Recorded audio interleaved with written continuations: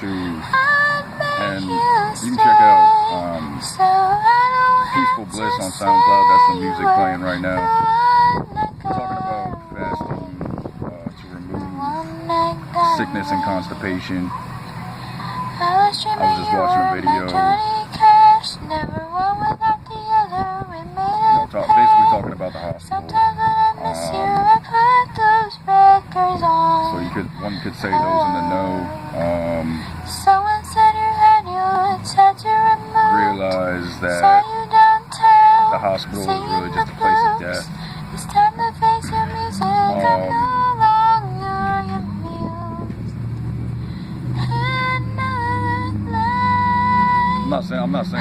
I'm not recommending this idea, but something I've done in the past was, just causing a worry. So it's never good to, cause a worry by telling someone that they need to go to the hospital. Especially when the hospital means death. So, don't do that. Don't tell anybody they need to go to the hospital. If anything, try to help that person as much as you can. But if you don't have the right knowledge to tell anybody what is the right thing to do. Enough people know what the right thing to do is, but there's better ways sometimes than what people generally think is the right thing to do. So, generally thinking, people don't have the right thought because people haven't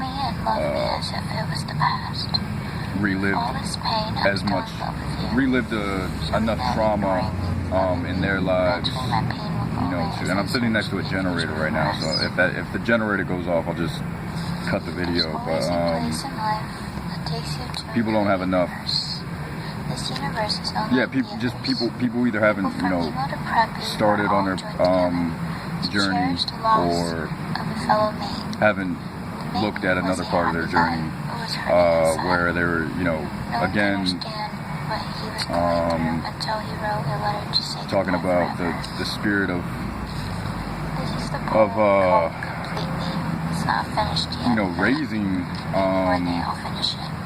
raising someone up. And someone, at least looking out of a biblical perspective, someone is usually the devil, Satan being a woman or the temptress. But then again, when you don't know who you're talking to or who's talking, because somebody will be talking from a perspective that is not their own. So a lot of times, that's a disturbing thought in itself. If you're not completely coming from the heart, as a lot of people should try to start doing. But again, with sickness and constipation, I've just found that drinking warm liquids is really the best way to go. And if you have to reach out to somebody, who is just well qualified in healing or regenerating cells from an experience that they had. I know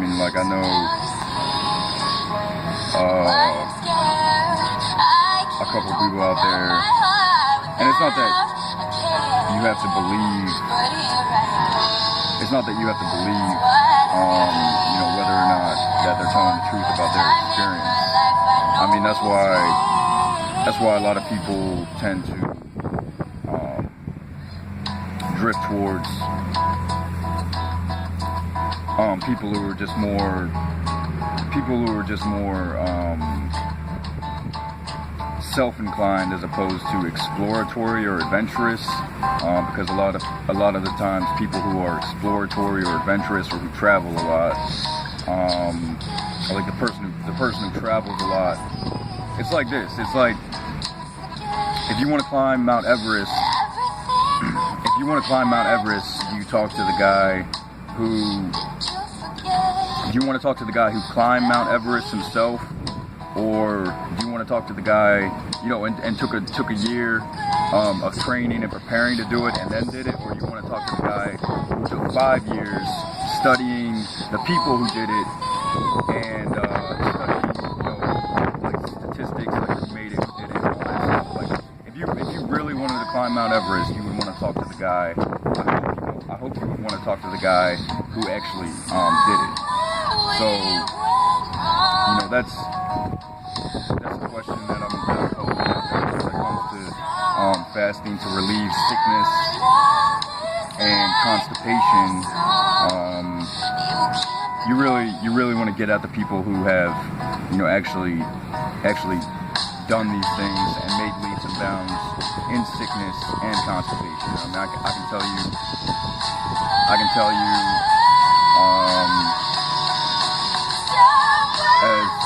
As a youngin, I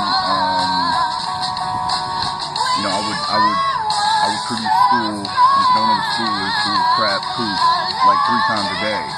And I think it was because my body, I'm talking like 13, 14, 15 years old. And I'm just saying, I think it was because my body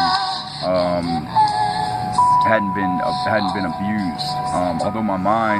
Although I may have lost my mind, I don't think I fully destroyed my body yet, but I think I definitely have destroyed my body in the past, being a heroin abuser, and an abuser of many other forms of starch-based products or opiates, whatever, like however you want to classify the drugs.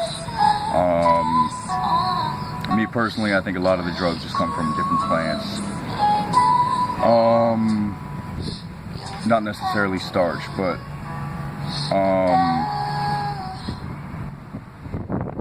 yeah, I mean, the longest I've fasted was 5 days. I obviously want to do longer.